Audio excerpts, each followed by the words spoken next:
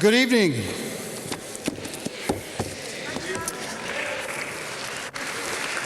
Grand Rapids.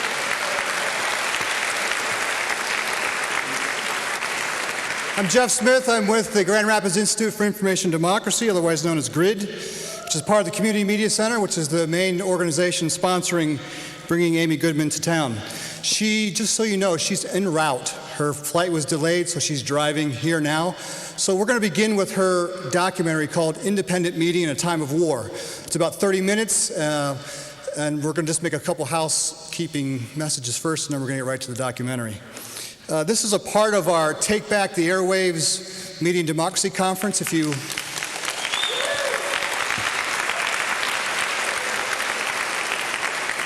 If you haven't gotten information on the back table, it's an outline of tomorrow's sessions, workshops, etc. It's going to be at the Community Media Center on the west side.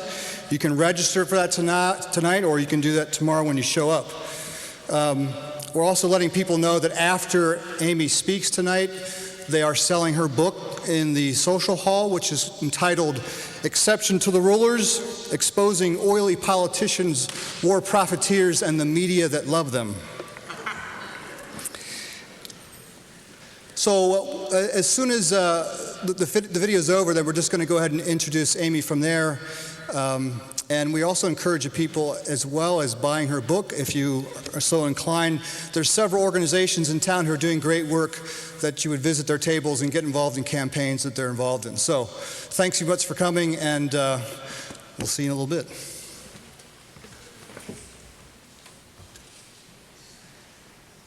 I would like tonight to call for a removal, an immediate removal, of all U.S. troops from CBS, ABC, NBC, Fox, CNN, We are told by General NBC, Franks. The Embed program, I think, is just superb. We have 3 aircraft carrier battle groups. Still a great deal of activity. Just like out of an action movie. We've struck. You can hear the sort of adrenaline pumping. We are coming, and you can't do anything about it. Don't believe the hype. False media. We don't need it, do we? We have to fight for an independent media. She is a journalist. She is the host of Democracy Now! My name is Amy Goodman. Who do you represent? Democracy Now! What most media outlets did not report. Civilian toll is an afterthought in all of this. You can keep the Pentagon. People with no voice. Millions of people out in the street. You can keep the propaganda. And we say it is not in our name. You can keep each and every TV that's been trying to convince me to participate in some prep school punk's plan to perpetuate retribution. Thank you very much for joining us. Don't believe the hype. The media are among the most powerful institutions on earth because they're not only among the wealthiest, but they're the way the whole world views us and we view each other.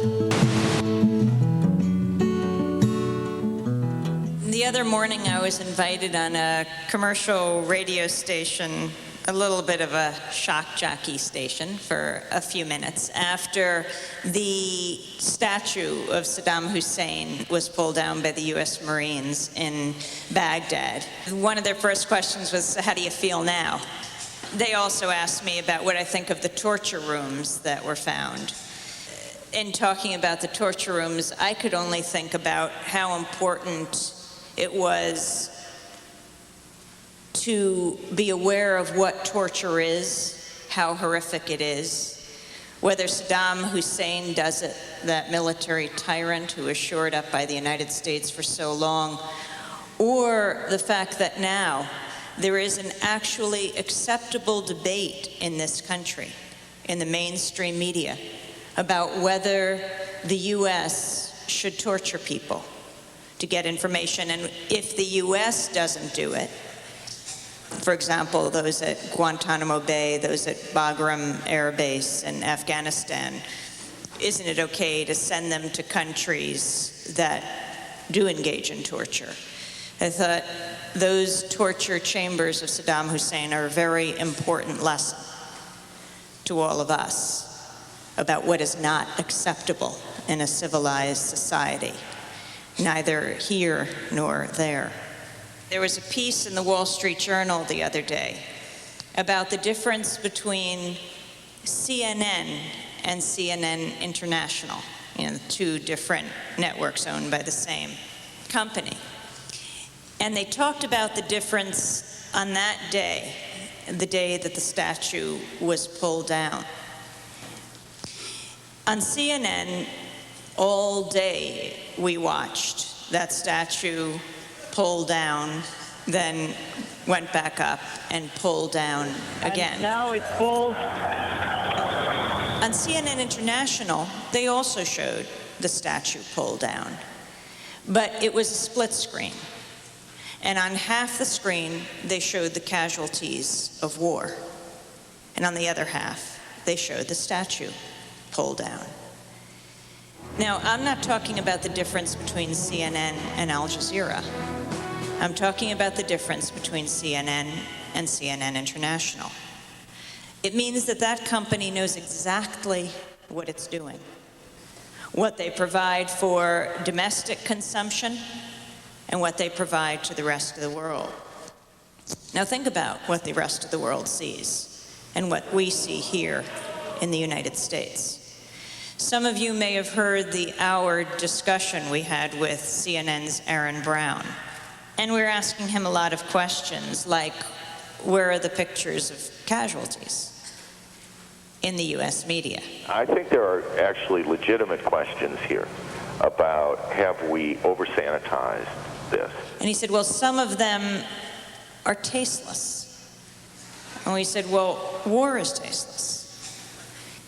I was speaking at St. Mark's Church in New York, and I talked about how Al Jazeera shows all these casualties pictures. And a journalist came up to me afterwards from Berlin and said, it's not just Al Jazeera that's showing these. All over Europe, we see them day and night. It's just here in the United States that you don't see them. And so we asked Aaron Brown, why don't they show some of the shots? You know, CNN was kicked out of Baghdad, and he said, yeah, it's tough to get those shots. He says, you have no trouble taking Al Jazeera's footage of the bombs over Baghdad, you know, the kind of fireworks display that we saw that nightscape. But when it came to taking their pictures of casualties, well, he said, they're tasteless.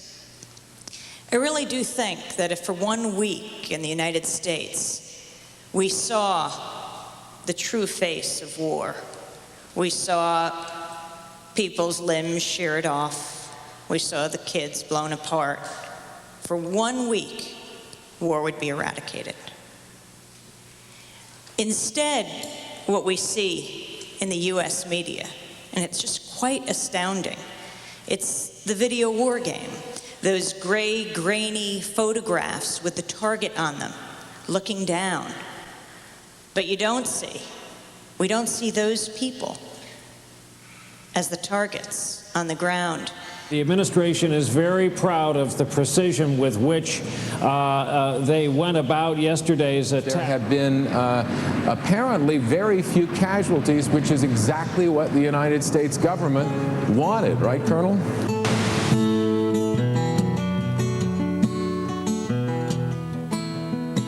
A Newsday reporter asked me the other day, am I opposed to embedded reporters? You know, they say it in the mainstream media. I don't have to say it. They say, and our reporter embedded with the Marines. Our Diana Mariel, who is embedded with British troops in southern Iraq. 101st Airborne in the job. This is crazy, these rules of embeddment sometimes. Even Walter Cronkite the other day raised some objections. What an unfortunate choice of words, he said.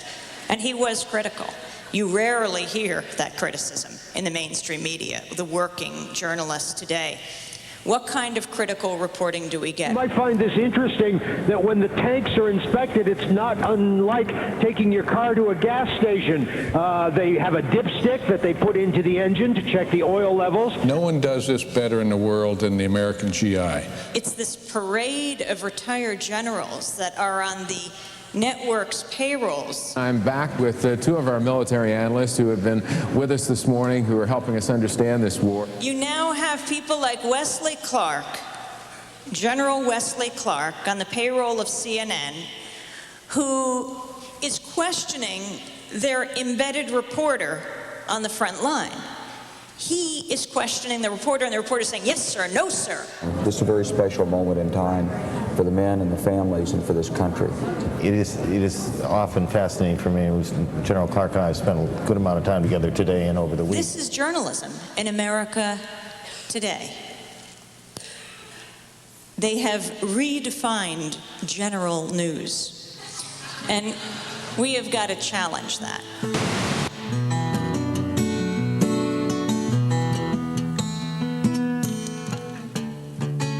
Why is it, if they have these retired generals on the payroll, they don't have peace activists and peace leaders also on the payroll? So let's have the same number of reporters embedded with Iraqi families. Let's have reporters embedded in the peace movement all over the world, and maybe then we'll get some accurate picture of what's going on. Aaron Brown had some interesting comments. He said no, because these generals are analysts. He said he admits they came late to the peace movement. But once the war started, those voices are irrelevant, because then the war is on. It's just not the relevant question right now. Why not? Because it's over, it's on, it's being done. I asked him, well, how would the Vietnam War ever have ended then? And you think we would have seen the most famous picture from the Vietnam War, that picture of the little girl with the napalm burning all over her? Would he have seen that picture that helped to end the war? And he said, well, of course. I said, how? We are seeing these romanticized pictures of soldiers against sunsets, and the planes on those aircraft carriers that the embedded photographers are getting at the sunrise hour. The Newsday reporter who did this profile today asked about my engaging in advocacy journalism. And I said, well, the establishment reporters are my model. Revolutionary coverage, the power of NBC News. Think about Dan Rather the night that the bombs started falling on Iraq. He said, good morning, Baghdad. CBS News has been told. And Tom Brokaw said, we don't want to destroy the infrastructure of Iraq because we're going to own it in a few days. Shock and awe. And then Peter Jennings was interviewing Chris Cuomo, who is a reporter for ABC. And he was out on the street where we were, Times Square, thousands of people in the freezing rain who had come out to protest the war. And they had all sorts of signs that were sopping wet, and people were trying to keep the umbrellas up, and the police charged a part of the crowd. Jennings said to Cuomo, what are they doing out there? What are they saying? And he said, well, they have these signs that say things like no blood for oil. But when you ask them what that means, they seem very confused. I don't think they know why they're out here. I guess they got caught in a traffic jam. When you talk to these people, once the anger subsided, the main point with them seemed to be that they don't understand what the war is about. They were saying no blood for oil, but that was a little bit of a simplistic explanation. Once you went beyond that, they were more in terms of puzzled about why we're at war than having problems with the specific reasons. Well, why not have Peter Jennings, why doesn't he, instead of asking someone who clearly doesn't understand why they're out there, invite one of them into the studio and have a discussion like he does with the generals? You know, it's captivating to watch this technology at work. Why don't they also put doctors on the payroll? That way you can have the general talking about the bomb that Lockheed Martin made and the kind of a plane that drops it and whether it was precision guided or not. And then you can have the doctor talking about the effect of the bomb. You know, not for or against the war, just how a cluster bomb enters your skin and what it means when your foot is blown off, if you're lucky and you're not killed. So why not have doctors and generals at least? But this is just to show how low the media has gone. Stay brave, stay aware, and stay with Fox. I mean, you have not only Fox, but MSNBC and NBC, yes, owned by General Electric, one of the major nuclear weapons manufacturers in the world, but MSNBC and NBC, as well as Fox, titling their coverage, taking the name of what the Pentagon calls the invasion of Iraq. Iraqi Operation Iraqi freedom. So that's what the Pentagon does, and you expect that. They research the most effective propagandistic name to call their operation. But for the media to name their coverage what the Pentagon calls it, every day seeing Operation Iraqi Freedom, you have to ask, if this were state media, how would it be any different? In Iraq, the regime of Saddam Hussein is no more. We live in a time where we have a man sending us to war for fictitious reasons. We are against this war, Mr. Bush. Shame on you, Mr. Bush. Shame on you. And anytime you've got the Pope and the Dixie Chicks against you, your time is up. Thank you very much. Even now, the media has had to start reporting a little bit on the protests. But it's not those events that we're talking about. It's the daily drumbeat coverage, who's interviewed on the front pages of the New York Times and the Washington Post, who gets the headline stories and the network newscasts. That matters. They're the ones shaping foreign policy. FAIR did a study. In the week leading up to General Colin Powell going to the Security Council to make his case for the invasion, and the week afterwards, this was the period where more than half the people in this country were opposed to an invasion. They did a study of CBS Evening News, NBC Nightly News, ABC Evening News, and the News Hour with Jim Lehrer, PBS, the 4 major newscasts, 2 weeks. 393 interviews on war. 3 were anti-war voices. 3 of almost 400, and that included PBS. This has to be changed. It has to be challenged. We are not the only ones at Pacifica Radio, NPR stations. We are not the only ones that are using the public airwaves. They are too.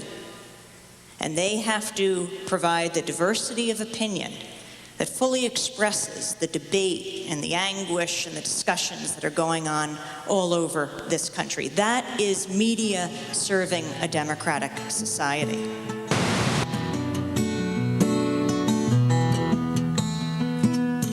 For a while, in talks before the invasion, I've been saying, as we see the full-page pictures of the target on Saddam Hussein's forehead, that it would be more accurate to show a target on the forehead of a little Iraqi girl, because that's who dies in war. The overwhelming majority of people who die are innocent civilians. And then what happens on the first night of the invasion? Missile strikes a residential area in Baghdad. They say they think they've taken out Saddam Hussein. Independent reporter May-Ying Welsh, who stayed there as the bombs fell, who you heard on Democracy Now! On a regular basis, went to the hospital right after that first attack. And there was a 4-year-old girl critically injured from that missile attack. And her mother critically injured, and her mother's sister. That's who dies. That's who gets injured in war. Gandhi asking, when he was asked, what do you think of Western civilization? He said, I think it would be a good idea. Here are some of the headlines. Can you help me get my arms back? Do you think the doctors can get me another pair of hands? If I don't get a pair of hands, I'll commit suicide. These were the words of 12-year-old Ali Ismail Abbas, who lost his arms, was orphaned, and received severe burns when a missile hit his home 10 days ago. The wounded Iraqi boy has begun eating food and drinking normally after recovering from initial surgery at a hospital in Kuwait City to place a temporary graft over the deep burns covering his chest, abdomen, and groin.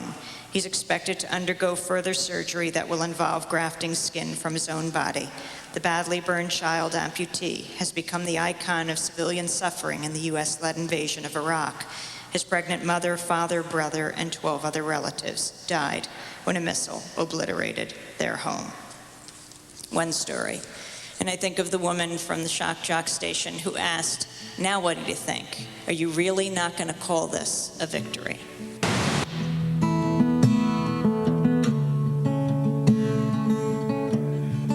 I talked earlier about it being such a dark day for journalism in this country. It's a dark day for journalism around the world with, at this point, I think 14 journalists killed, an incredibly high proportion of the foreign deaths. We don't know the number of Iraqi deaths. Thousands of people have been killed. But journalists, mainly unembedded reporters, like those at the Palestine Hotel, everyone knew where the Palestine Hotel was, and it was packed with hundreds of reporters who were packed in like sardines when the U.S. military shelled the hotel, killing a Ukrainian cameraman, killing a Spanish cameraman, and then there was Tariq Ayoub, who's the Palestinian-Jordanian reporter who had just come in from Jordan and was at his office at Al Jazeera. Al Jazeera had given the coordinates of the office repeatedly to the Pentagon, and maybe that was their first mistake. We gave them the exact location in terms of longitude, latitude, the height of the building from the ground. Because the Pentagon dropped a missile on the Al Jazeera offices and killed the 34-year-old journalist. His wife, wailing in Amman at the funeral, said, "Hate breeds hate."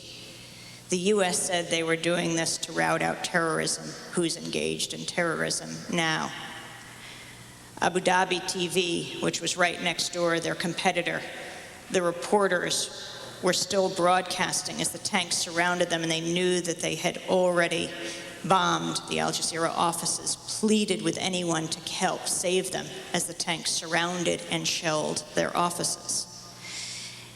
In this country, there has hardly been a peep from the establishment mainstream media objecting to what the U.S. military has done.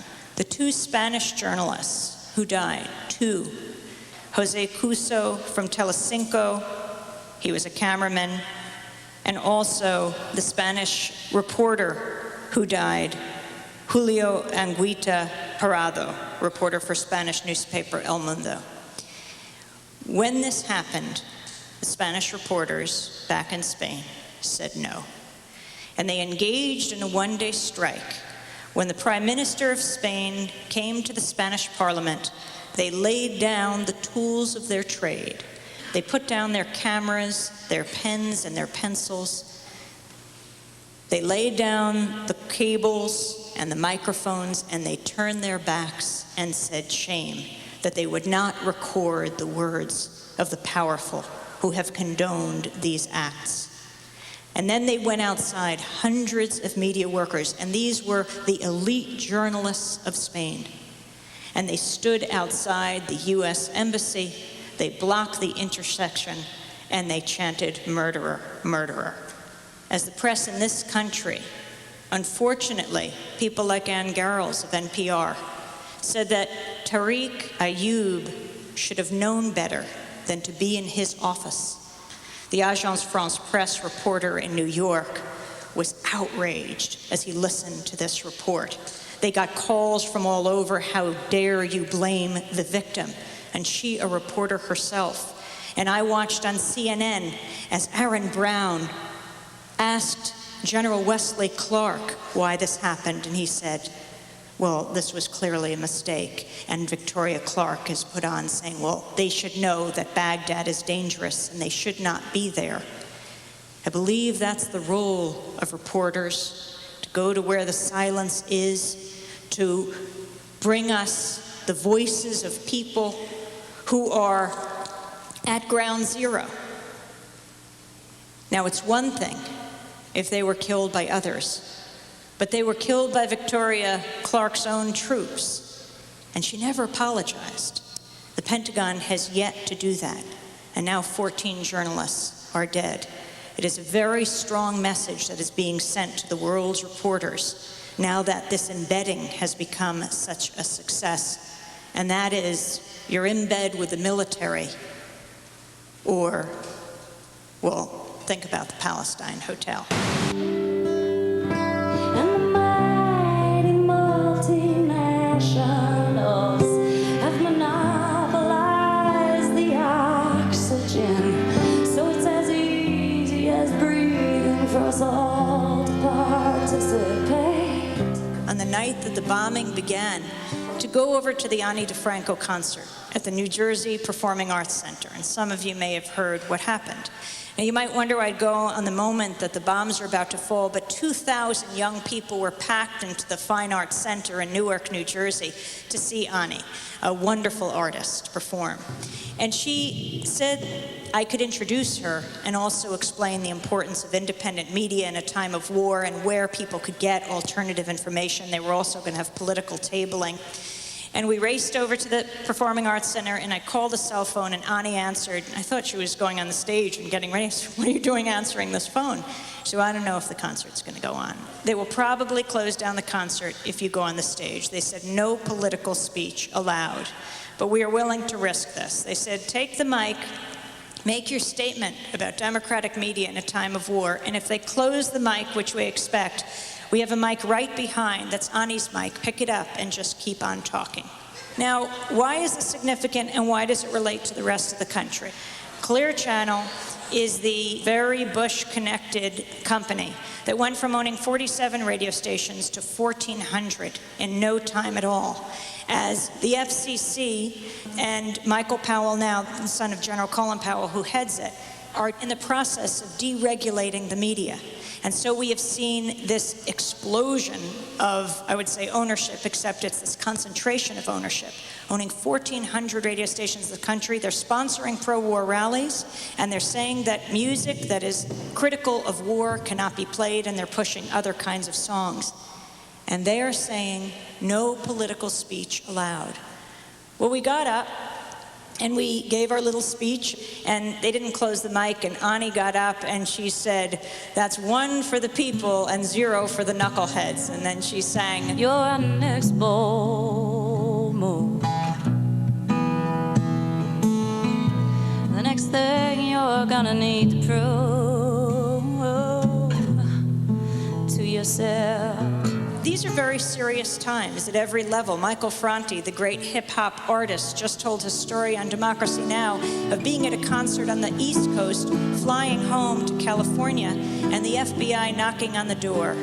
The FBI knocking on the door of one of the band members' homes and starting to question them and showing them pictures of their performance the night before on the East Coast and starting to question about who everyone is. He described getting his MTV email. These are artists, right, who've got their music videos that said, we will play no songs that say the word war.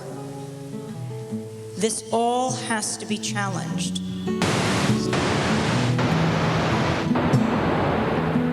Our mission is to make dissent commonplace in America.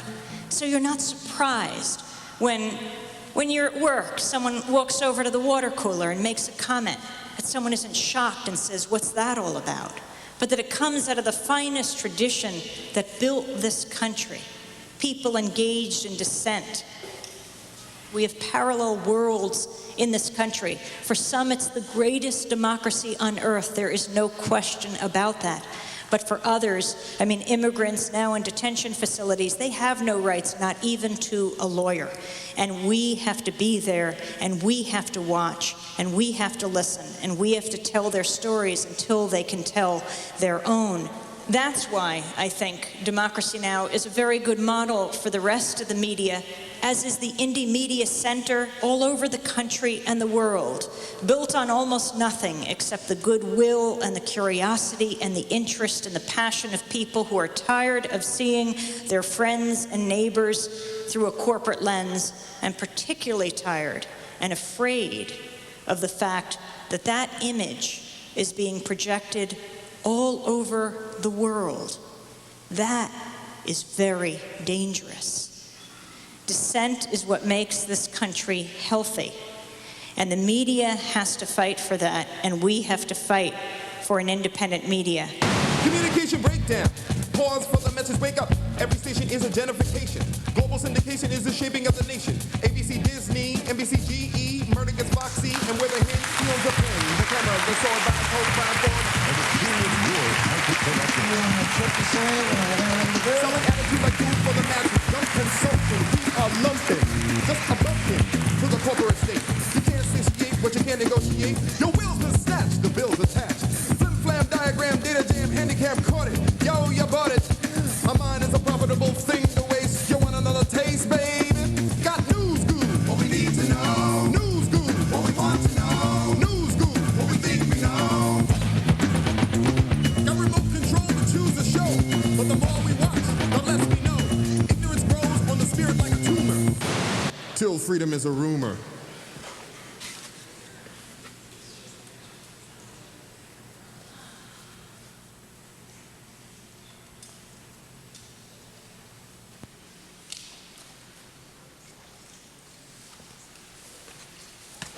All right. Hello, everybody. My name is Dirk Koning, the director of the Community Media Center, and thanks for coming. Happy to see you. All right. We are so excited for this turnout. We didn't get as much exposure from commercial media. Surprise, surprise. But we did get some, and we thank the Grand Rapids Press certainly for their efforts, and that helped somewhat. I'm going to be brief. I just wanted to say we just rushed back from the airport. Amy was in Buffalo, I think, yesterday, and she's off to Bangor tomorrow. 70-city book tour. What a crazy whirlwind tour. But she's here in Grand Rapids. We're happy to have her. I wanted to thank the Central States region of the Alliance for Community Media. Is there somebody here who wants to say something from Central States? All right, thank you. Oh, I see there's a whole contingent back there.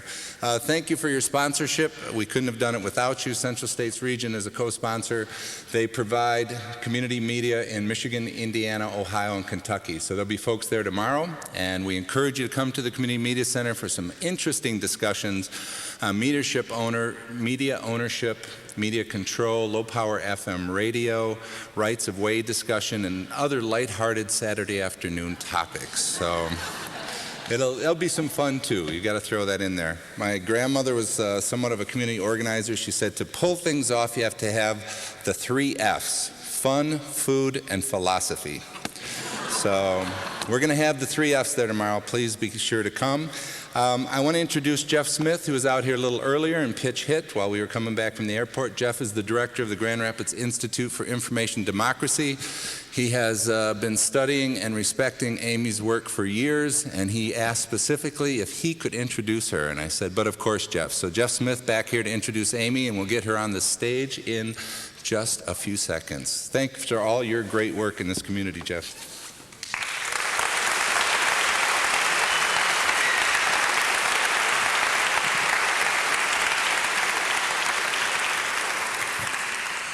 Just to let folks know that we have moved everything into the foyer, so book buying is right outside the doors, as well as all the great propaganda from folks who are doing great work in town.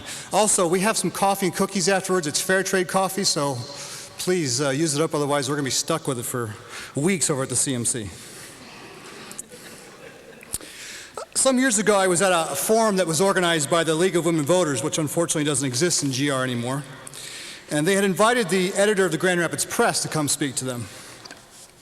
And he began his talk by saying that the function of journalism is to comfort the afflicted and afflict the comfortable.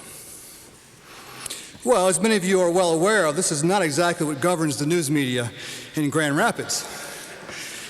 Just last week alone, the press ran 2 stories on the same day that could have been potentially great stories if they had asked questions other than just reporting official sources.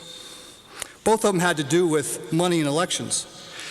The first one was a comment from local businessman Fred Meyer, and this is what Fred had to say. Campaign contributions get people to listen to our point of view. If we're not there, legislators could come up with a solution that's harmful to what we do. Interesting. The second comment, which was on the front page story, was actually even more disheartening than the first, because this was a quote from a media executive in town. They were talking about the amount of paid political ads that are airing on local TV and radio, and the station manager for Channel 8 said this: if they keep this up, spending week to week, it'll be a slugfest, a real dogfight, and ad buys will continue to increase. Of course it's great. It's a windfall of revenues for us. So unfortunately, this is what dictates journalism, not only here but across the country. Now, can you imagine if Amy Goodman had been the one on assignment of these stories? And the reporting might have been significantly different, I think it's safe to say. Amy's the host of one of the best news and information shows in the country, Democracy Now! And I remember listening to her interview of President Clinton just weeks before he left office. It was the first time I had ever heard a reporter not loft softballs at an elected official. She grilled him, and rightly so. That's the function of journalism. Amy embodies the real purpose of journalism, which is to challenge and hold accountable those in power, and has even been willing to put her life on the line just to do that. In November of '91, she and her colleague Alan Nairn were nearly beaten to death while reporting on the US-backed repression by the Indonesian military in East Timor. Most recently, she provided and continues to provide the best information analysis to question what has been a constant drumbeat to war since 9/11. Democracy's Now! Show is called Exception to the Rulers because not only will she challenge those in power, but she provides a forum for those who have been marginalized by the corporate media and a voice to those on the ground who are struggling every day for justice. On the jacket of her new book, Exception to Rulers, there's a great quote from former Speaker of the House, Newt Gingrich, which is for me an affirmation of the type of journalism that she practices. It says, "I have advised my mother to talk to no reporters because of people like you." Please join me in welcoming Amy Goodman.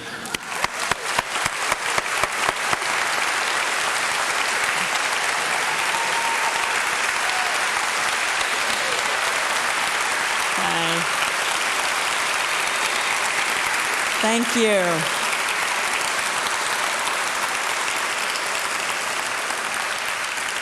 Thank you so much for that wonderful introduction, and thanks to Dirk Koenig and GRTV and the Community Media Center here in Grand Rapids and the Alliance of Community Media.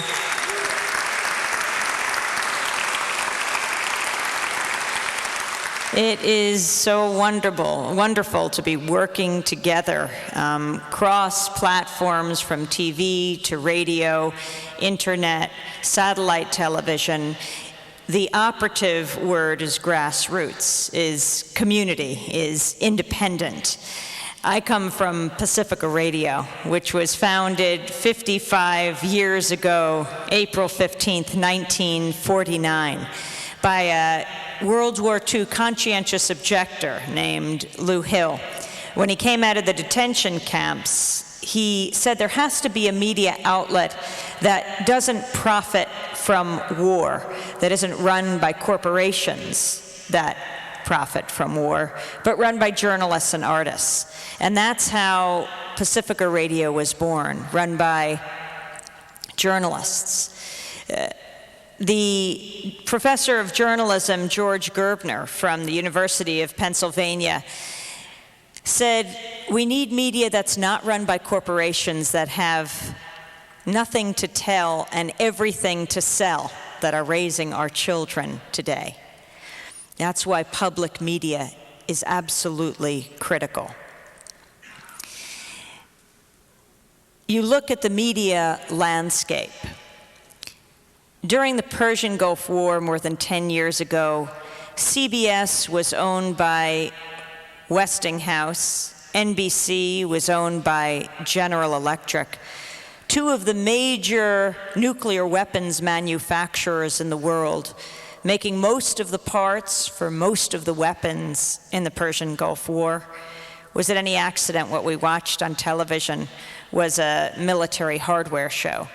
CBS executives quoted in the Wall Street Journal saying, when we move into The commercials, the news reports have to be more upbeat on war, because, you know, blood and toothpaste don't mix.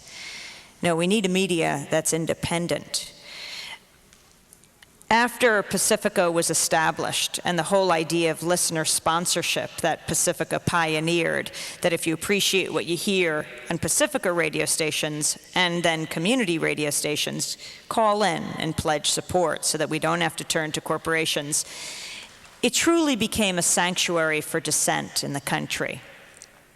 In the 1950s, the great actor, activist, singer, scholar Paul Robeson, whitelisted from almost every public place in this country, but a few black churches, knew he could be heard on Pacifica Radio. Or James Baldwin, the great writer and civil rights activist, debating Malcolm X on the effectiveness of nonviolent civil disobedience, the lunch counter sit-ins of the South, broadcast over the airwaves of WBAI, where I come from in New York, another Pacifica station. Pacifica Radio grew to 5 stations: New York, Berkeley, KPFA, Los Angeles, KPFK, Washington, WPFW, and Houston, KPFT, which was established in 1970. It's the only radio station in the country whose transmitter was blown up, actually twice, in its first year of operation by the Ku Klux Klan. And when the Grand Dragon, or was it the Exalted Cyclops, I always confuse them, went on trial, he said it was his proudest act, because I think he understood how dangerous Pacifica is. Dangerous because it allows people to speak for themselves. And when you hear someone describing their own experience that breaks down caricatures, stereotypes that fuel hate groups, you wonder how what has happened at the Abu Ghraib prison today could happen. The molestation, the dehumanization, the torture, the humiliation of the Iraqi prisoners. Well, when you don't hear people speaking for themselves, when you just hear one side talking continually about the enemy, anything can happen from that. Media is there as a sanctuary for dissent, to allow people to speak, to communicate. And that's the beauty of community media in this country and all over the world, and why we have to shore it up and challenge the corporate media that allows for the kind of stereotyping and ignorance that spews from that small circle of pundits that we see, I swear, on almost every network. I've become convinced they sit in one room, these pundits who know so little about so much.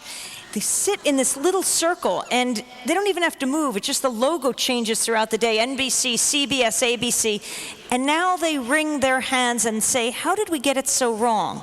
Like around the issues of weapons of mass destruction. Why don't they invite in some of the people who got it right? That's from outside the establishment, but also inside. I mean, how many intelligence experts from the CIA and the State Department were saying from the beginning, no, there's something terribly wrong here? How many weapons inspectors who'd been to Iraq from the United Nations saying, no, we got those weapons. Now we're saying, well, who could those people be? A lot of them understood what was going on. The heads of the international agencies, like UN Weapons Inspector Hans Blix, like the head of the International Atomic Energy Agency, Mohammed El-Baradei, saying, no, no, no, no, this isn't true. The media just iced them out. And they didn't have to go far to find these people. It wasn't just laziness. It was an absolute dedication to the establishment consensus. And let's not forget that before the invasion this time around, the Democrats joined with the Republicans. That's right, John Kerry, John Edwards. And when you have the Democrats joining with the Republicans, for the corporate media, you have almost no spectrum of dissent. I'm not even going to call it mainstream media anymore. Because if you look at that period leading up to the invasion, and the study you saw me quote in the video of FAIR, 3 of 393 interviews done in the 4 major nightly newscasts with anti-war representatives, 3 of almost 400 when most people were opposed to war for inspections and diplomacy. No, that is not a media that represents the mainstream in this country. That is extreme media. And we're not just saying to them, you've got to represent the fringe minority as well. We're not even saying just the silent majority, but the silenced majority, silenced by the corporate media. And that has got to change.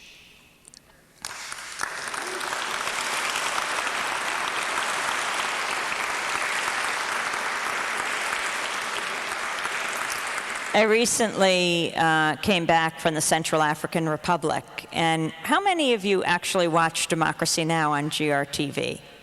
Fantastic.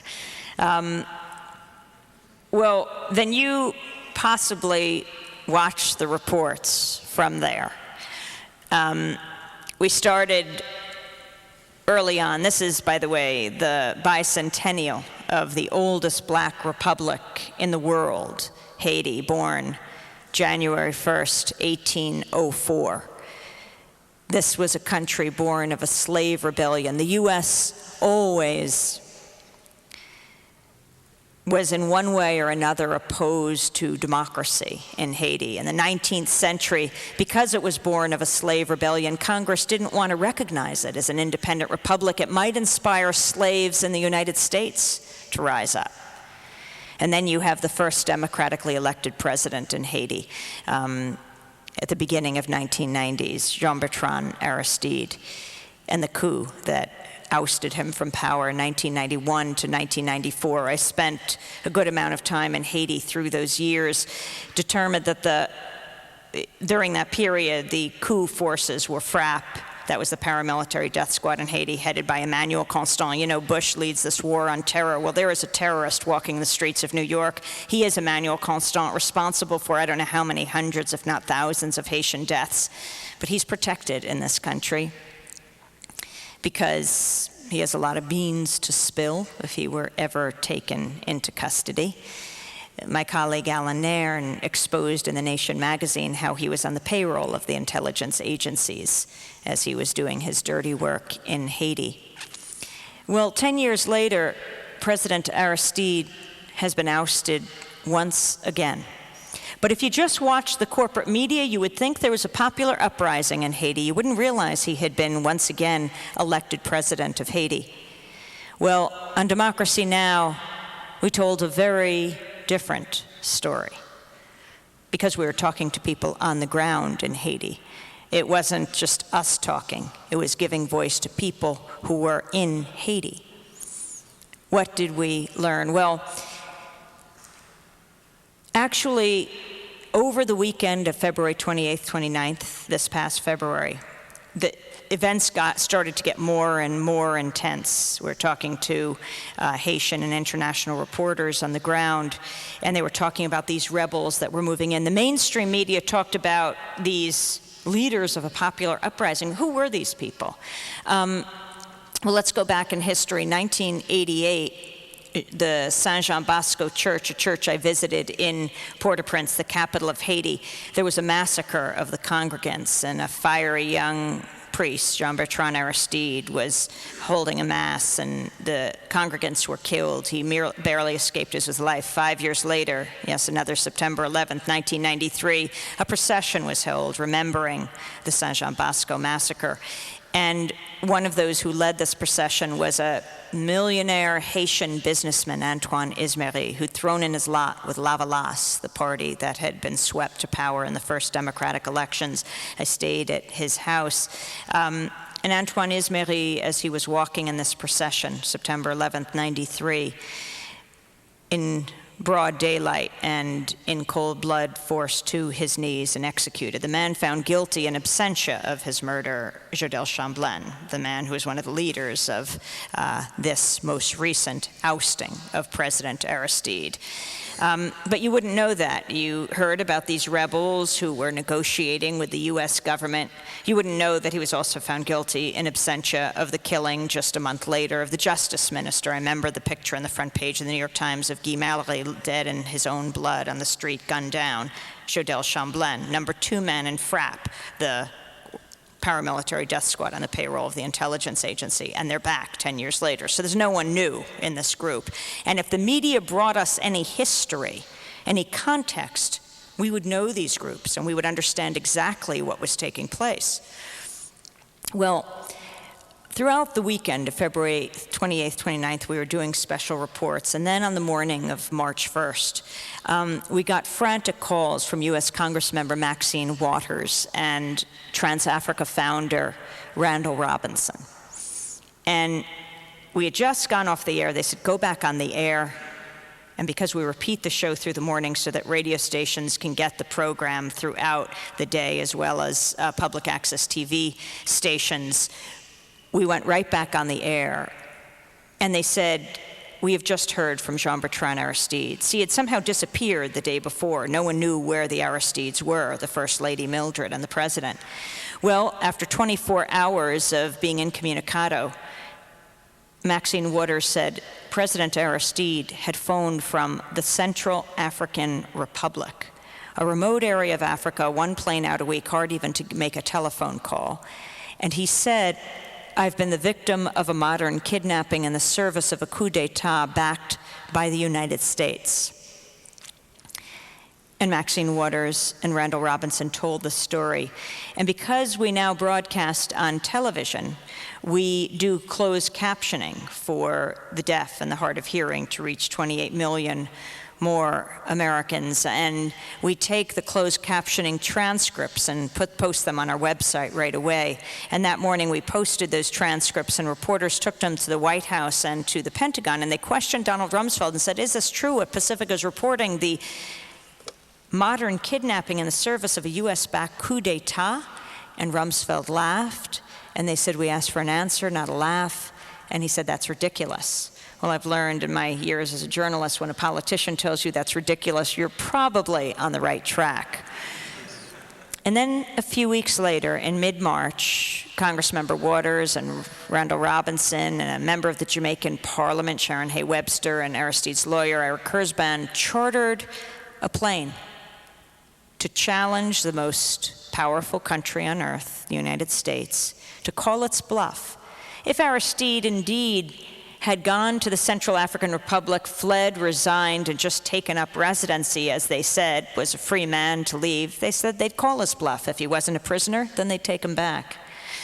Well, Democracy Now! Chronicled this trip. I got on this too small plane, and we traveled 2/3 of the way around the world, from Miami to St. Thomas to Dakar, Senegal, to Bangui, Central African Republic.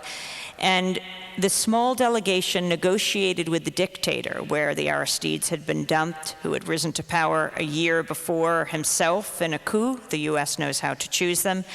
And they negotiated for 7 hours. And as he would go off to think about what to do, President Aristide told me he is most likely calling the U.S. and France to get his marching orders.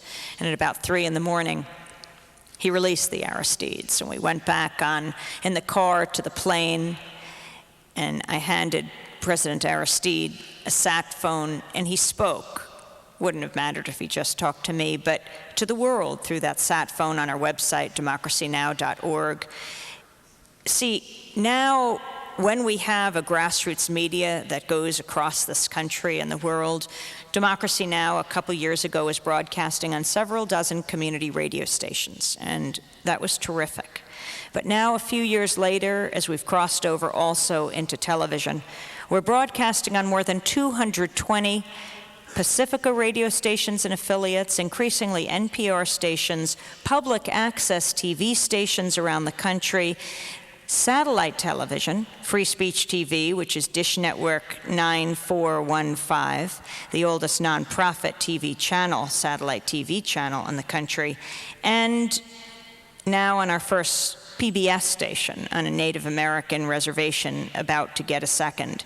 Then we're broadcasting on community radio stations across Australia and across Canada, and video and audio streaming using open source technology on our website, developing a lot of that, and then that becomes a part of the commons, the public commons, so other people can use it. Millions of people are accessing those streams and the very content-heavy website because of all the transcripts and all the segments. When we have that kind of, well, the largest public media collaboration in North America, when President Aristide speaks, or Maxine Waters or Randall Robinson, they know that they can reach a huge audience, unfiltered. We're not just broadcasting the voices of officialdom. And as we traveled then back to this hemisphere, by the way, every step of the way, AP was hooked in, Associated Press, and they were then transmitting our reports all over the world to all of their clients around the world, and that went out to all the newspapers and read on all the TV stations around the world. From AP taking these reports to the corporate network reporters citing Pacifica at the Pentagon, I call this trickle-up journalism. And I think that we can build it more and more, especially in this time when the corporate networks are so vulnerable to criticism because so many people in this country are fed up. Weapons of mass destruction, where? It wasn't just the administration. And, you know, we expect governments to lie, and I'm not just talking about the Bush administration. The great journalist I.F. Stone said it well to journalism students. He said, if you're going to remember two words, remember governments lie. So we know that. But it's when the media acts as a conveyor belt for those lies that we're in very big trouble.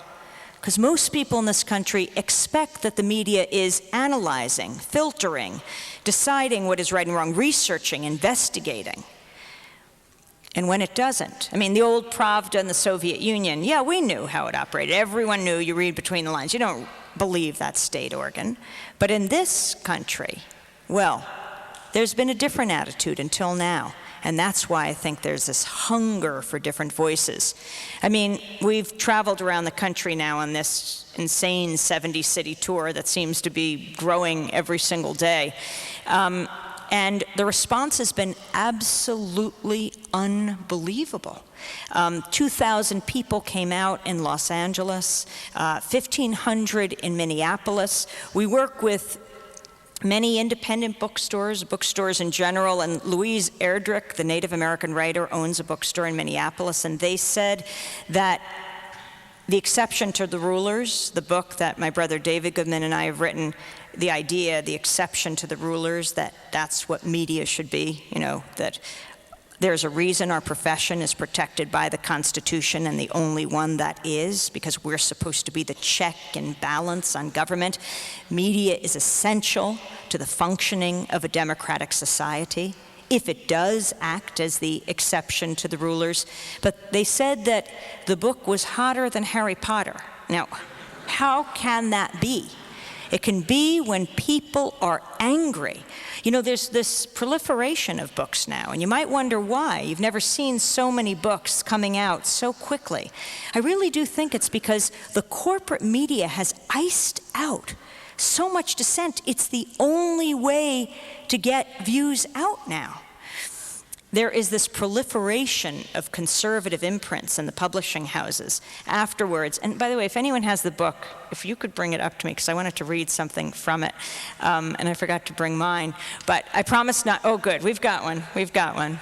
Only Dirk could be the same size as this very tall podium. But this proliferation of conservative imprints, and afterwards we're going to be, I always say we because my brother David is usually with me, but I'll be signing books at the back And if you get 2 of them, you get the DVD for free, which is not only independent media in a time of war, which you just saw, an amazing production of the Indie Media Center of Hudson Mohawk, upstate New York. Indie Media Centers are also just blossoming around the world, and it's incredible to work with indie media reporters, and it's so important. But they did this incredible job with the speech I gave a year ago up in Troy, New York. I never even realized they were filming it.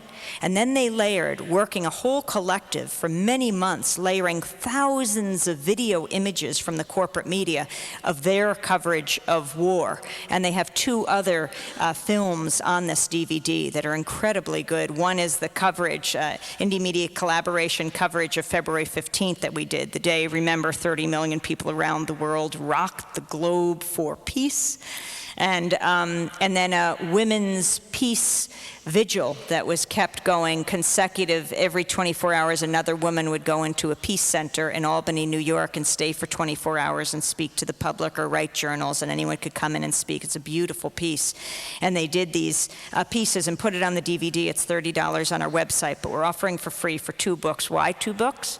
Well, aside from sending an important message to publishers that people are hungry for something else, and every book that succeeds makes room for another book yet unwritten, but a space. For the publishers, they see it as, oh, there's this market out there. I call it a citizenry that is angry and outraged and wants something else. But it's so important to include bookstores with indie media centers and Pacifica Radio and public access TV and public television together. It's all part of the media landscape in this country that has to be pried open. We have to break the sound barrier. So the end of the story of Haiti, we got on the plane, we're broadcasting what President Aristide had to say first at democracynow.org and then on the show the next day, putting out the transcripts. And this amazing small delegation led by Congressmember Maxine Waters flew back. We went from Bangui, Central African Republic, to Dakar, Senegal, to the Cape Verde Islands, flew over the Atlantic, landed in Barbados, and as we landed, we learned that top-level administration officials, Rumsfeld, Rice, and Powell, were threatening, saying the Aristides were not to return to this hemisphere. Whose hemisphere? And the U.S. ambassador to Haiti, James Foley, saying they're not to return within 150 miles of Haiti, which Jamaica is. Whose country? And yet they did.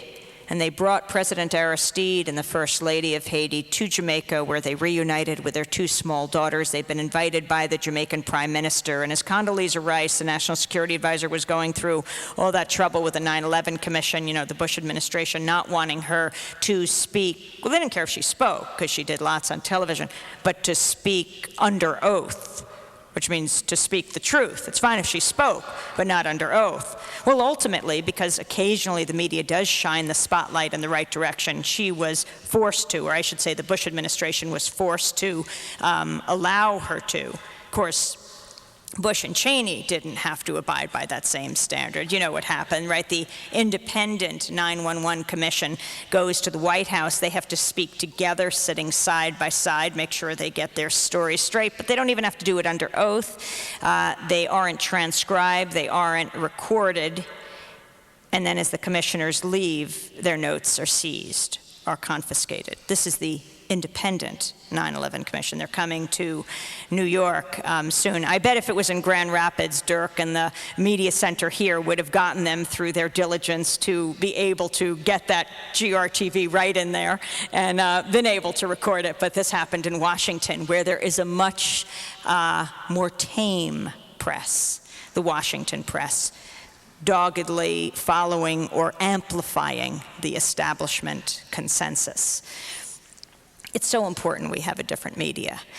But that delegation made their way back, and a very different story was told, really living out the dictum of Margaret Mead: never doubt that a small group of thoughtful, committed people can change the world. Indeed, it's the only thing that ever has. And they delivered them to Jamaica, and now they will be going into asylum in South Africa. Thabo Mbeki, the new the re-elected president in South Africa, saying that they are a very important voice that must be heard as they then decide their next move. It is so critical. We hear from the people closest to the story that we go to where the silence is, as opposed to what the New York Times did in just quoting the government's version of Aristide resigning and fleeing and taking up residence in the Central African Republic. What did the New York Times assistant managing editor for Standards, Alan Siegel, say when he was asked why they were not more skeptical of the anonymous U.S. government accounts of the removal of Jean-Bertrand Aristide? Siegel said, there was no reason at that time to be skeptical about it. I don't think there were sources available to give us any other version. Well, if you weren't listening, if you didn't call them up, we need an independent media in this country. And media activism really does work. I always like to tell the story of the Sally Jesse Raphael show. Being on it, believe it or not, during the Persian Gulf War. Do all of you know that show? It was just recently taken off the air, you know, the women's talk show. It shows the power of mass media. Millions of people, mainly women, watched that show every day. And so I was very surprised, right at the beginning of the Persian Gulf War, when I got a call. Well, I was on WBAI, the Pacifica station. I just finished the news. We were in fundraising, so a lot of volunteers were in taking calls. And one of the volunteers ran in. I was railing against the bombing of the cradle of civilization back to the cradle. And this young woman ran in and said, quick, quick, the Sally Jesse Raphael show is online. I said, oh, right. And I just kept talking. She kept coming back in. And, you know, volunteers are the heart of community radio. I just thought this one was hallucinating. So she was so persistent, okay, I'll just appease her. Hello, I said, and there was the producer from the Sally Jesse Raphael show. She said, would you like to join us on the program in 2 days? She said she was listening in her limousine. I guess the chauffeur had turned on the program. And they were going to have a show, 3 women for and against the war in 2 days. And it would be recorded, and 2 days later they'd air it nationally. So I said, well, okay. I thought about what to wear. Whether to dress as a man, dressed as a woman, dressed as a man, dressing as a woman, dressing as a man. And I figured out what to do, and I went on down, and they had it all set up. There was the pro-war women in one green room and the anti-war women in the other, and we weren't to meet until we went out on the stage because they really wanted it to be fireworks. The producer said, she came into the green room and she said, please, I just want you to duke it out on the stage. I really want you to express your opinion. I want to prove, she said, that we can make these kinds of shows work, shows that matter on issues that make a difference. And I thought she was onto something. You know, it doesn't matter if you work in the system or outside the system. What matters is that you can make a difference. You can accomplish what you want, and as long as you can, stay there and do it. And this is how she thought of doing it. So I said, sure. So we went out on the stage. By the way, the other 5 women, two others against, and 3 for, were all military. We went out on the stage, and the show began. The audience was full, the music came up, the lights went on, and Sally came out, and she immediately handed her microphone to someone in the audience. And that woman said, I'm really concerned about Saddam Hussein having chemical and biological weapons. To which the woman next to me, Dr. Yolanda Hewitt Vaughn, who is an Army captain, trained as a doctor, refusing to go to the Gulf, saying she was trained to save lives, not take them, said, I share your concern. But I think it's very important to point out that we have chemical and biological weapons right here in the United States. And before she could get out the word states, Sally whirled around. She started barreling down the aisle, and she was shouting, you be quiet, you shut up, this is my show, or you get out. Now, I hadn't really seen the show, and she is coming down at such a velocity. And I was thinking of this woman saying, I really want you to duke it out. And I was thinking, you know, the whole Jerry Springer thing where they really do. I was going, oh my God. And she's racing down to the stage. And I mean, Dr. Yolanda Hewitt Vaughn was this petite woman wearing a long black dress, hair tied back, big glasses, hands clasped in her lap, very soft-spoken. I thought she was going to strike Dr. Yolanda Hewitt-Vaughn. So as she is coming up on the stage, I said, "Whoa, Sally, back off." Well, now, you know, the audience, some of the people there were from WBAI. They had told us to bring our friends, and they started chanting, "Free speech, free speech." You can dress them up, but you can't take them anywhere. So anyway, Sally started to break down. And she stopped the taping of the show. Her producers came out, and they started to rock her back and forth right there. My God. It was the one moment of unity for all 6 women on the stage. We were just looking in shock. I mean, it was as if she had never heard an anti-war view before. Now, if this happens to one person listening, imagine if the media expressed it 2 or 3 or 10 or 100 times. I mean, it could shake the world. But there was Sally, they're cradling her and saying, "It's okay, Sally, it's okay." God. And somehow they convinced her to carry on with the taping of the show. Oh, well, there was one caveat. We would have to raise our hands if we had anything to say. Now, I had never seen this before. I mean, the guests, except maybe on Sesame Street. But we agreed, and we continued with the taping. So then Sally showed videotape of the protesters in Washington, and she asked me, "Who are these people?" Now, I didn't know everyone's name, but I don't know. Were one of you there then, Persian Gulf War? Okay, I'm going to remember your name next time. But I applauded her for going beyond the video. In our luckiest days, the media will at least show the protest, although that's pretty rare too. But she was going beyond and inviting people in to have a civilized discussion. I mean, why do people go out on the streets? Then it was the middle of winter, freezing cold. Why do they leave the warmth of their homes and their families and their TV sets to go outside, to travel many miles by train or by plane or by car?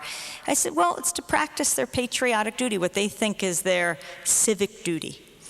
And they gather together because they are not invited into the corporate network studios, like someone like Henry Kissinger, right?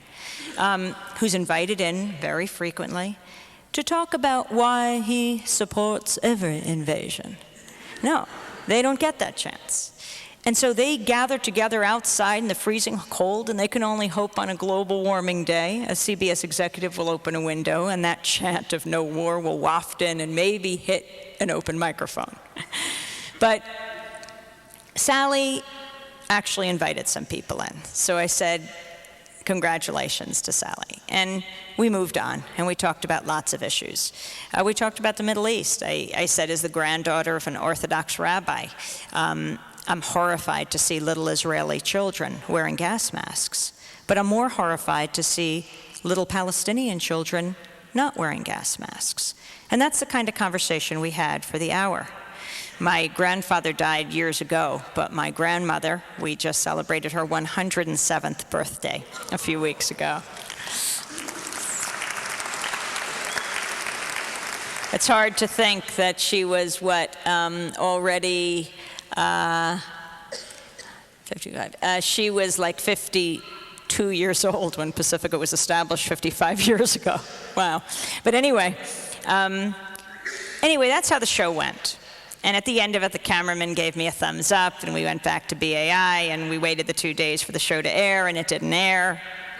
And I called up, and I asked why, and the producer said, oh, funny you should call. There was a technical problem with the syncing of the video and the soundtracks. All right. And so I said, come on, you know it's a problem with the sound of our voices. And she said, don't be like that. We'll have you back another time. I said, no, I know that's not going to happen. And I said, you know it can't happen, because Dr. Yolanda Hewitt-Vaughn is going to jail. She was court-martialed. She was sentenced to 3 years in prison right after this. And recently I was signing books in St. Louis celebrating the radio and TV station there, DHTV and KDHX radio. And after the talk, I was doing the signing, and a young man came up, and I wrote "Dear," and looked up, and I said, well, what's your name? And he said, Emiliano Hewitt-Vaughn. He was Dr. Yolanda Hewitt-Vaughan's son, small at the time. She was imprisoned for 8 months, and then Amnesty International declared her a prisoner of conscience, and that put pressure, and she was ultimately freed from the brig. And Emiliano, in high school, set up his first Amnesty chapter because he saw how powerful it could be. It had liberated his mother. But anyway, I said to them, you know, it's not going to happen. She's going to jail, so... and I said, how, by the way, did you find out about this technical problem? And they said, well, we sent out the video, and Minneapolis and Chicago stations called, said it was unusable. So I called those stations. I said I was a concerned viewer. I asked to speak to the operations director, not the most popular person, so I was able to get right through. And I said, what about that Sally show on war? And they said, that's odd. That you would know about it, they said, because it was pulled by New York, and we're scrambling to get another show. So I called back the Sally Jesse Raphael show and said, the jig is up. I'd like to speak to the executive producer. They said, he's a very busy man. People were calling us at BAI, and I said, don't bog down our switchboard. I don't know why they're not airing it, though I suspected. I said, why don't you call them if you want to know? And I guess they got a ton of calls. I mean, more than that, a lot of calls. Because years later, I bumped into a producer in an elevator somewhere, and she said, those calls shut down the Sally Jesse Raphael show for 2 days. Media activism really matters. All I know is that 2 days later, I got a call from a very frantic high-level producer who said, the executive producer would like to speak to you now. I said, I'm a very busy woman.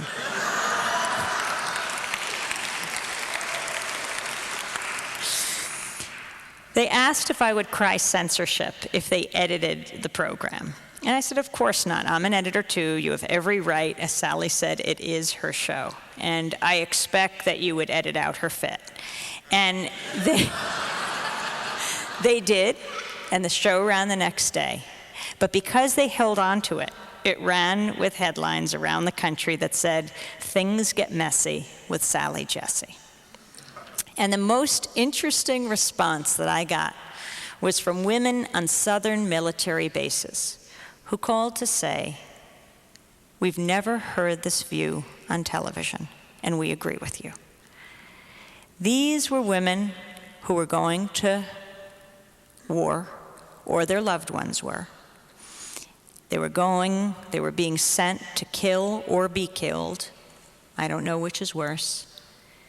And they said they can't have these debates on military bases. They rely on us in civilian society to have the most important discussions of the day about war and peace, about life and death. And anything less than that is a disservice to the servicemen and women of this country.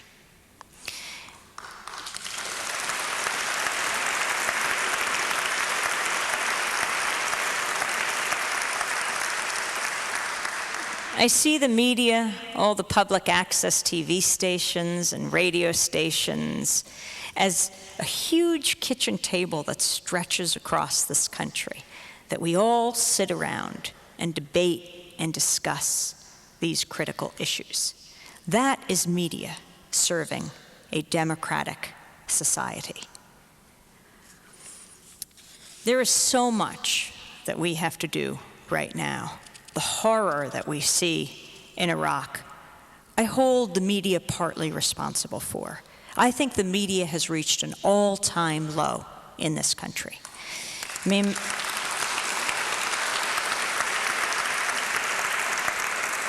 you know, these pictures we're seeing out of the prison, these horrific pictures of torture and humiliation and degradation, abuse. The whole world is horrified. You know how they say the Arab world is repulsed? Come on, this is not an Arab thing. Some special gene they have, an oversensitive gene. My God, this is a human thing. And everyone, everywhere, is disgusted, is horrified. And it's the power of the pictures. And if we had seen the pictures of the casualties of war, like you saw in this videotape, A year ago, with the invasion, the kids dead on the ground, women, their legs blown off from cluster bombs. Americans are a compassionate people. They would have said no long ago, that war is not a civilized answer to conflict in the 21st century. But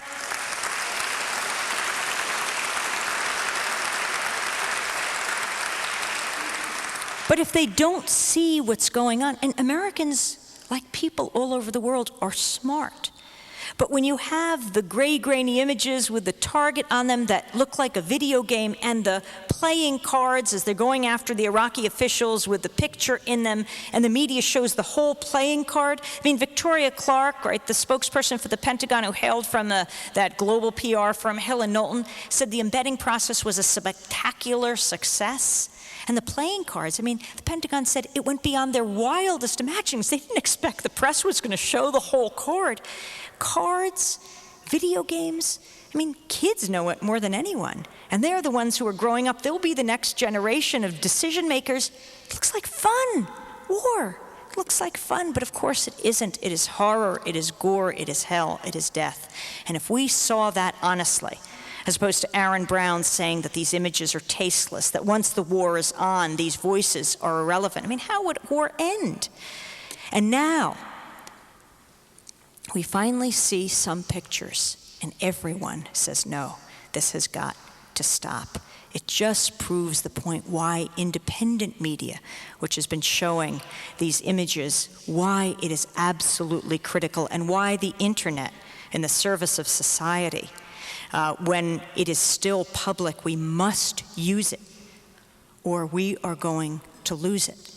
In the same way that we have to really get community involved with public access television, because after the cable monopolies come in and they dig up a road and either AOL Time Warner gets the video franchise or the cable franchise in a town, or Adelphia or Comcast or Cablevision, after they get it and they give over a few public interest channels to appease the community, a few years later they renegotiate.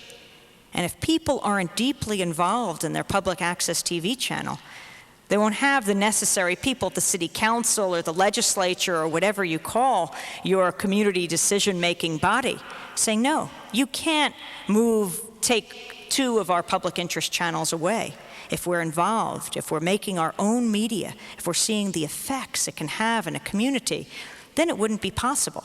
And it's why GRTV is so important, why the Alliance of Community Media that links people all over the country is so important.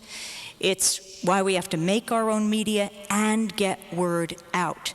And yes, community media can be the model for the corporate media, can lead the way, because people now are angry.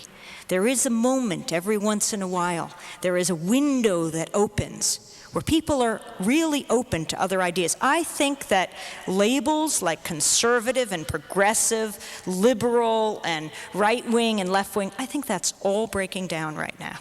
I mean, conservatives, like progressives, are deeply concerned about corporate control of our lives. I mean, I consider myself conservative in many ways, going back to basic values of community and family, defining family in many different ways, but people caring about each other. And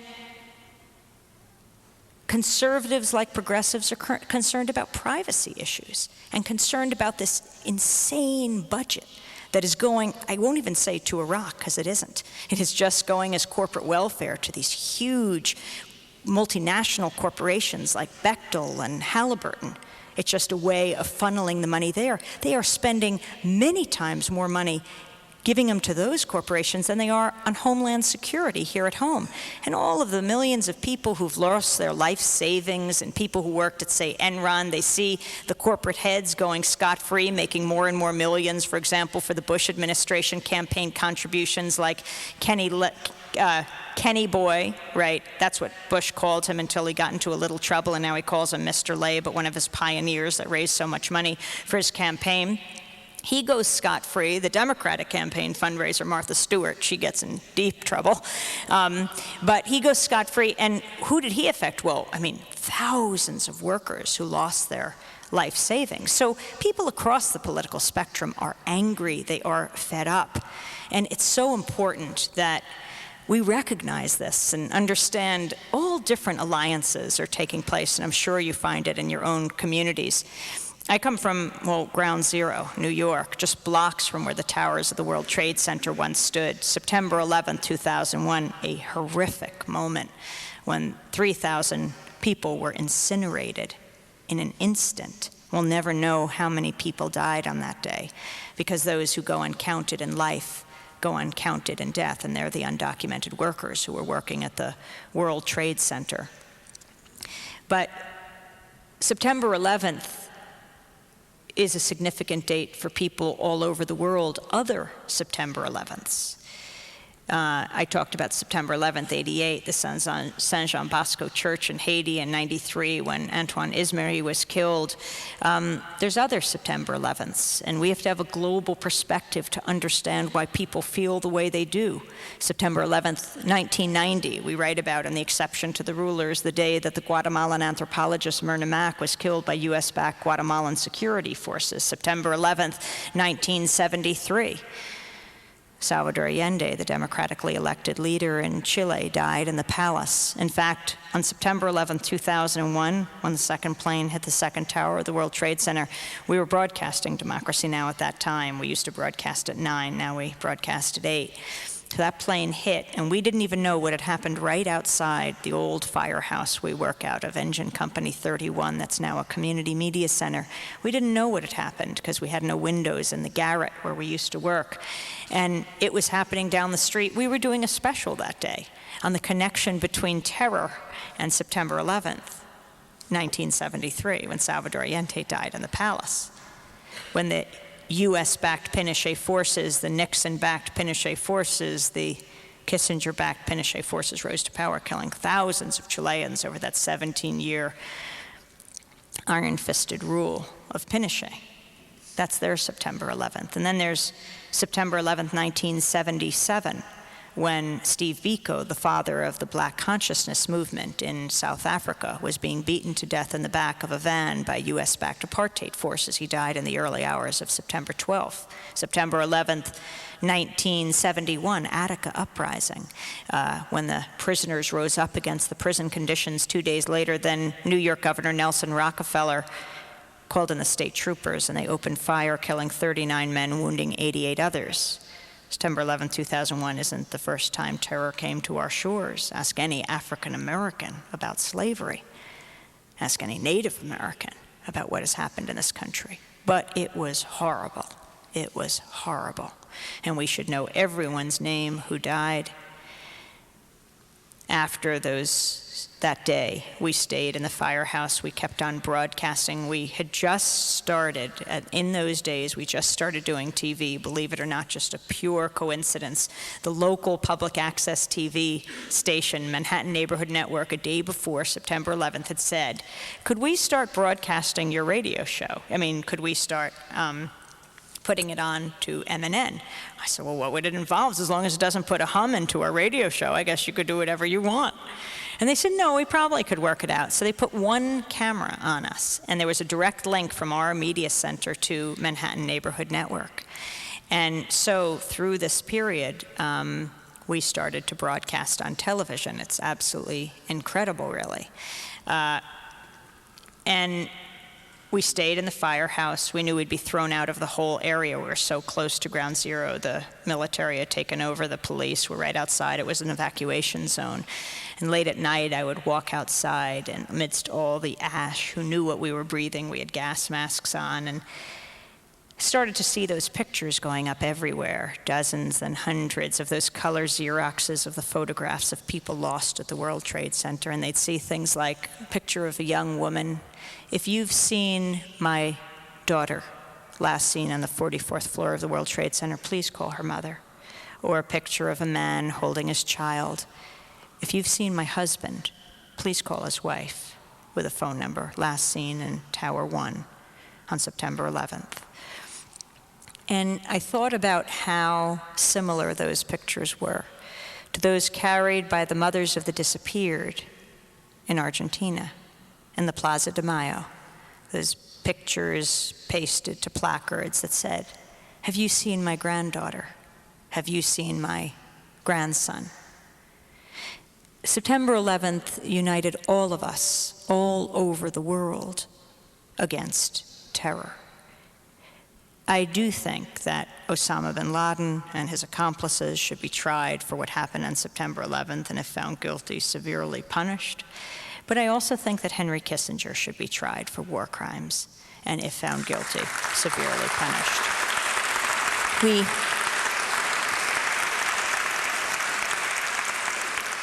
We have to have a universal standard of justice, and we see what happens when we don't. The anger that it engenders, Bush unsigning the International Criminal Court Treaty, the ICC treaty. I mean, Clinton didn't do much better. He signed it on the last day he possibly could. But then Bush immediately unsigned it and said, this court is fine for others, but not for U.S. soldiers and U.S. officials. Fine for them, not for us. No, that is not acceptable. We have to be clear, we have to be just, and that sense of justice I think people share all over the world. When President Bush came to Ground Zero a few days later, and you heard that chant go up around him, USA, USA, it sent a chill through me. I don't think that's the answer to what happened on September 11th. It's a global community united against terror. That's the answer.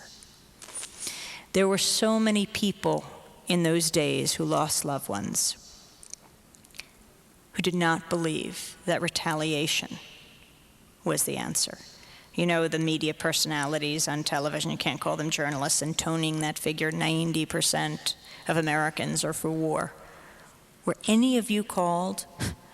And if you were, what were you asked? Because if you were asked, do you believe the killing of innocent civilians should be avenged by the killing of innocent civilians? Of course, most Americans would say no, more than 90%. And there were many who did immediately. People like Rita Lasar, 70 years old, who lost her brother Abe Zalmanowitz on the 27th floor of the World Trade Center. He could have gotten out, but he was working next to his best friend Ed, who is a paraplegic. He said, I'm just going to wait until the emergency workers come for Ed. His brother was screaming at him on the cell phone, get out now, get out now. He said, as soon as they come, we'll go down together. And he died with so many others. In fact, when Bush gave his speech at the National Cathedral, he invoked Abe's story, talked about him as a hero. And when he did, Rita said no. And she wrote a letter to the New York Times that actually got published. And she said, even as she knew the worst pain of her life, it would only increase her suffering to know that a sister in Afghanistan would soon lose her brother. She said, not in my name, not in my brother's name. Or Phyllis and Orlando Rodriguez, who lost their son, Gregor Nestor Rodriguez, above the 100th floor. He worked for Cantor Fitzgerald. 600 of 1,000 workers died on that day. And they too wrote a letter to President Bush. Didn't get published anywhere, but it swirled around the internet. And they said it would not lessen their pain to know that soon a mother and father in Afghanistan would lose their son. They said, not in our name, not in our son's name. And a nationwide movement grew up, not in our name, September 11th Families for Peaceful Tomorrows. But we heard very little about it in the corporate press, yet there were many who felt that way. Instead, we actually saw these people in the corporate media describing their loved ones, and they were heroes. But when they went from description to prescription, what they thought should happen, they cut away, and they went to the experts on terrorism, the Oliver Norths and the Henry Kissingers. Well, maybe they got it right in that case. The terrorism experts. It takes one to know one. And I don't say that lightly at all. I mean, just 2 days ago, for those of you who are Democracy Now! Devotees, do you remember hearing Al and Celeste Zapala on Democracy Now! Incredibly moving. They lost their son, Sherwood Baker, April 26th, a soldier in Iraq, killed in Baghdad, a factory explosion. And I met Al 2 days ago in Philadelphia. I was speaking at the Free Library of Philadelphia, another part of the independent media landscape that we have to preserve. Our libraries are so important. Spaces where we can all gather together. It doesn't matter how much money you have, where we can get information, where we can talk and converse. I grew up at a library down the street. It was like my living room. My dad sat on the library board for 25 years. I can't believe I don't whisper my whole life because I spent so much time in the library. Actually, I think they wished I whispered a little more. So I was at the library, and they were in the audience, Al Zapala, who lost his son. And he came on the show, and this was so interesting. They lost their son, and there was big stories on them in the Philadelphia Inquirer, and they're against the war. He was the first Pennsylvania National Guardsman to die since 1945. And CNN followed them around. They interviewed them. I mean, in the midst of their pain, they had to sit down for this interview and go on and imagine what it's like to just get immersed in their son's life and how painful that is. But they do it for a reason, and came on our show for a reason, because they have something very important to say. And they go through the pain and the suffering. I mean, this is what important TV can be about, so that they can share something with people. They can speak through their tears and convey an important message, who their beautiful son was, and also how they feel about war. Well, the CNN piece didn't exactly air when they said it would. It was supposed to be a big profile just the other day, because Donald Rumsfeld was speaking, so they cut away to him. And then it ended up airing at, I think they said something like 6:30 in the morning on Saturday. And there was a 45-second clip, I think, of Celeste saying her son's name, but not saying anything about the second part, from description to prescription, how they felt about what was happening in Iraq. And then you hear about Nicholas Berg, the man who was just beheaded, 26 years old. My God, it is so horrible. I can't stop thinking about it. I haven't really seen the pictures, but I keep going through it. It's as if I have seen it. And I can't stop seeing this video image. And you know how some of the senators, particularly Republican senators, keep invoking it and saying, you're so concerned about the Iraqi prisoners, what about this horrific event? And I was in Buffalo last night celebrating the radio station that was airing Democracy Now! In a local independent bookstore called Talking Leaves. And right before I spoke, I went over to Adelphia. They have a call-in show. And the first guy that called in said, what about this? What about Nick? You're talking about these prisoners. And I said, I'm glad you raised Nick. It is important. Have you heard his father speak? Michael Berg? Have you heard what he has to say? By the way, you know that Nick their family business is putting up low-power FM stations. And they say that that's why he was in Iraq as an independent contractor, just assessing the telecommunications system. But anyway, have you heard Michael Berg speak? You know what he said? He said, my son died for the sins of Bush and Rumsfeld. So suddenly, there's a little problem. The Bush administration is trying to use this horrific beheading of Nick to divert attention from what happened at Abu Ghraib. The fact is, both are horrific. And if we allow the torture that happened in Abu Ghraib to happen, every serviceman in the world is endangered, not to mention every American everywhere, because that sets a model. We're the most powerful country on earth. But we're not hearing now from the parents. And did you know that when their son's body was brought home to Dover Air Force Base on Wednesday, they were not allowed to meet the casket?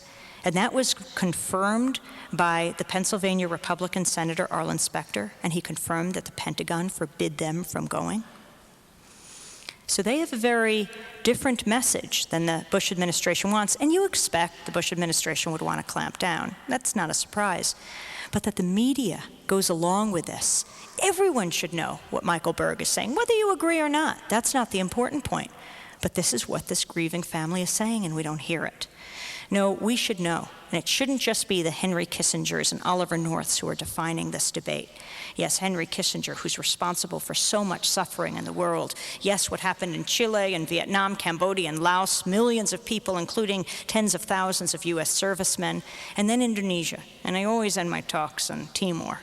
How many of you know the story of East Timor? Well, that's very impressive. And I bet it's because you have a community media center, community radio, and community television here in Grand Rapids.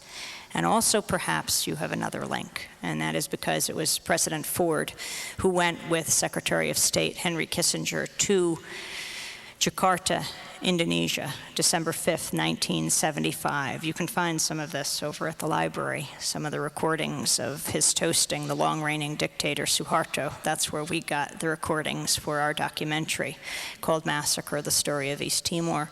But Ford and Kissinger went to Jakarta December 5th, 1975, and they gave the green light for Indonesia's invasion of Timor.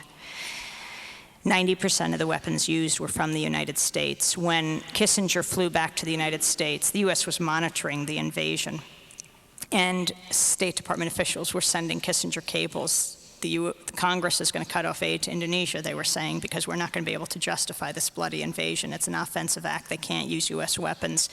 And when he got back here, he held a high-level meeting of State Department officials, Kissinger did, and he castigated them for leaving a paper trail, said, "We will not kick our ally in the teeth." The note-taker for that meeting was Jerry Bremer, the nickname for L. Paul Bremer, who learned well at his master's knee, now the overseer for the United States in Iraq.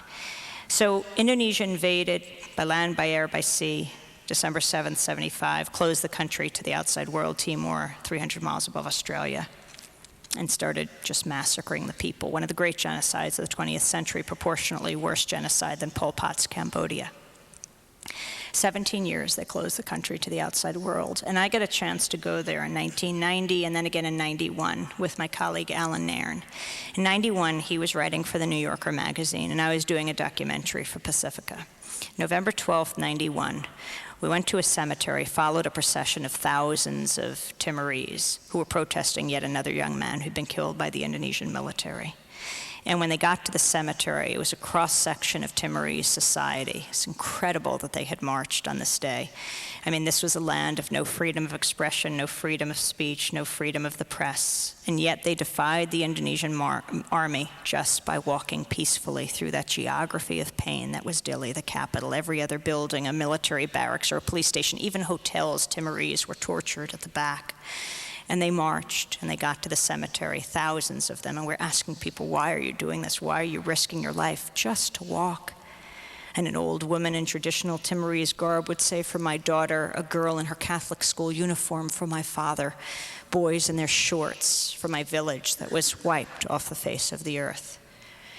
And then we saw from the direction the procession had come, hundreds of Indonesian soldiers carrying their US M16s at the ready position. The people were trapped, walls on either side of the road. 12 to 15 soldiers abreast, marching. People got very quiet. And Alan suggested we walk to the front of the crowd. We knew they had committed many massacres in the past, but never before in front of Western journalists. And we thought maybe if we took out all of our equipment and I held up my microphone and put my headphones on, we always hid it because it would have endangered the Timorese if we were just interviewing them and Indonesian military saw they would be taken because they were talking to Western journalists. But this time we wanted to make clear, and Alan put the little camera above his head, and we walked to the front of the crowd. The soldiers marched up, and they rounded the corner, and without any hesitation or provocation, without any warning, they just swept past us, and they opened fire on the crowd, gunning people down from right to left. First to go down, a little boy behind us exploded as his hands were up in the V sign from the gunfire, and they just kept on shooting. I was holding my microphone up, and one of the soldiers took it and waved it in my face as if to say, this is what we don't want, and they slammed me to the ground, and others joined in kicking me and using their rifle butts. Alan got a photograph of them opening fire, and he threw himself on top of me to protect me from further injury, and they took their US M16s like baseball bats, and they slammed them against his skull until they fractured it. So we were lying in the road. They were killing everyone around us. And a group of them joined in firing squad fashion, and they put the guns to our heads, and they were screaming, politique, politique, in Australia, Australia, politique, because to witness something like this was political. And yet that is our job, is to bear witness. And they were screaming Australia because, well, 17 years before, when Indonesia first invaded, there were 6 reporters from 2 Australian TV stations that were covering the events leading up to the invasion. They took 5 of them and they executed them against a house. And the 6th, Roger East, reporting for the World from a radio station in Dili the day after the invasion, they dragged him out, and as he shouted, "I'm from Australia," they shot him into the harbor. So as they shouted at us laying on the ground, Australia, we said, no, America, America. Actually, the Australian government had hardly protested after these killings, and maybe that was explained because years later, Indonesia and Australia would sign the Timor Gap Treaty, dividing up Timor's oil between Indonesia and Australia. Oil is the source of so much pain in the world. So we shouted back, America, America. They'd stripped us of everything now, and the only thing I had was my passport, and I threw it at them, and somehow we convinced them. And finally, they pulled the guns from our heads. We think because we were from the same country their weapons were from, they would have to pay a price for killing us that they never had to pay for killing the Timorese. And they moved on. We were able to get into a Red Cross Jeep, and dozens of Timorese jumped on top of us and hung on to the Jeep. And we drove like that as a human mass to the hospital. When we got to the hospital, the doctors and nurses started to cry when they saw us. We were not in worse shape than the Timorese. They killed more than 270 Timorese that day. But I think they started to cry when they saw us. Alan was covered in blood because of what we represent. That's Americans, what we represent to the rest of the world, not just to the people of Timor. We represent 2 things. We represent the sword and the shield. The sword, because the US government has provided so many military weapons to repressive regimes, but also the shield. They see American people as, well, really being able to accomplish so much. We come from the most powerful country on earth. I mean, about a couple years ago, I was doing a show on globalization, interviewing this woman from Guyana. And at the end of our conversation, I said, thanks so much. We were moving on to another segment on the US elections. And she said, and I'll be staying for that. And I said, well, actually, we're done with this conversation, but we have other guests for the US election. She said, I'll be one of those guests. And I said, why? And she said, because I think everyone in the world should get to vote for the President of the United States.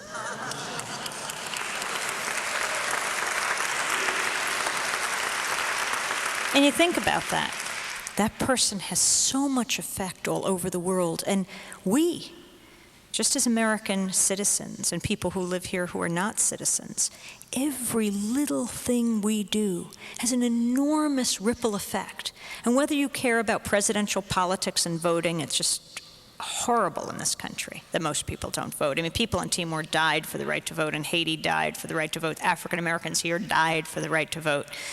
But maybe that will change when people feel that the leaders who are running for president really do represent them. And that starts at the local level, being involved in your community. And that's the power of community media, because it gets you involved in so many different issues. It's why it's so important and why it matters to the rest of the world.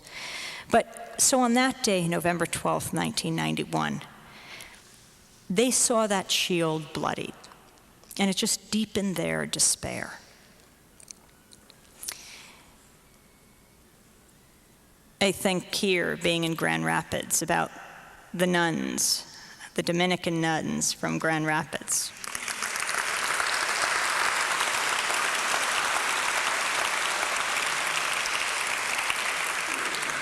Talking about shields and what people can accomplish. In the early morning hours of October 6th, 2002, I always remember October 6th because it was my father's birthday. Dominican sisters Ardith Platte, Carol Gilbert, and Jackie Hudson cut a chain-link fence and entered an active missile silo site in northern Colorado, poured blood in the shape of crosses onto the lid of the silo, and prayed. 45 minutes later, the three were handcuffed face down and arrested for their actions. For these sisters, bringing attention to the atrocities of nuclear war was a sacred act. For the government, it was something much different. The women were charged with obstruction of national defense and depredation of government property, crimes that carry a maximum sentence of 30 years. The sisters, longtime members of the activist group Plowshares, planned their protest as Iraq's elusive weapons of mass destruction were becoming grounds for a U.S. invasion. You know what happened when they were being sentenced? Planes flew that carried banners that said, weapons, I can't remember exactly, but I think it said they flew over sites that had weapons of mass destruction right here. But you know, we often don't hear about the Plowshares movement in this country. When people like Ardith and Carol, amazing women who come from right here, I've covered some of their actions. One, I was with my colleague Jeremy Scahill at the Air Force Base, Anderson Air Force Base, where the president's plane is, and we were arrested with them because they said to be covering them was to be part of them, and we were investigated by JAG and military and held incommunicado. But they ultimately, I mean, you see now they're in jail, but what they accomplish is people all over the world know that Americans care and are willing to risk their lives or their freedom to make a difference in the world.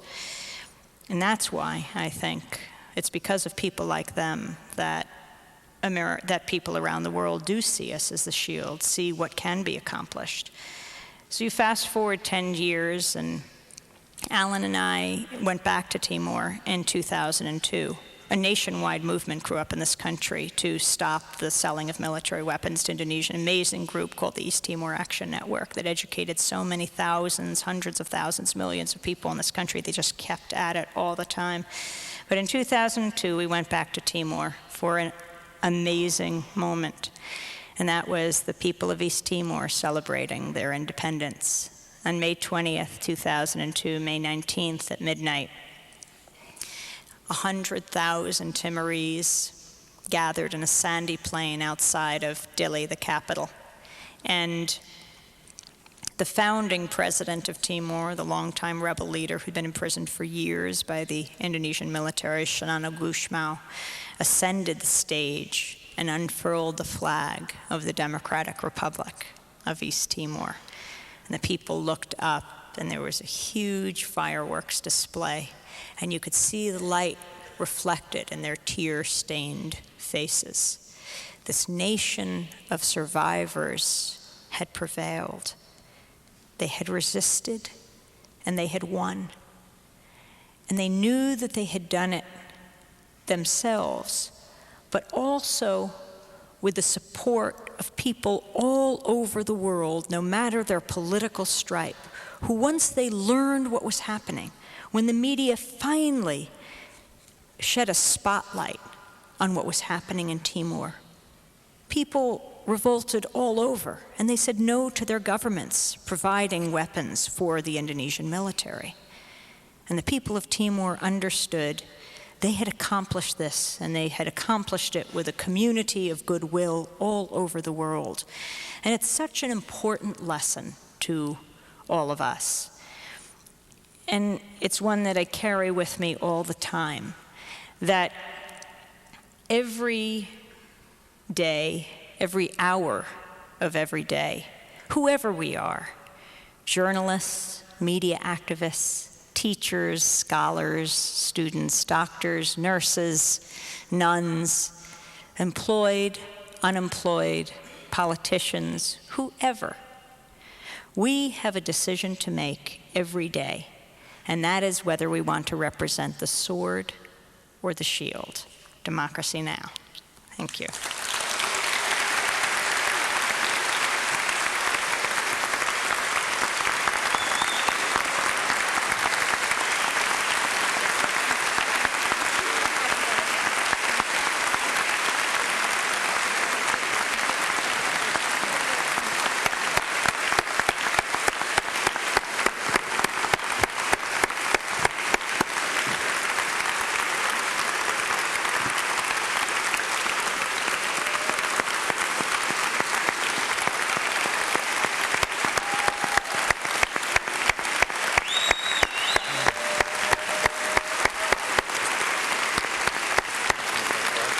Okay.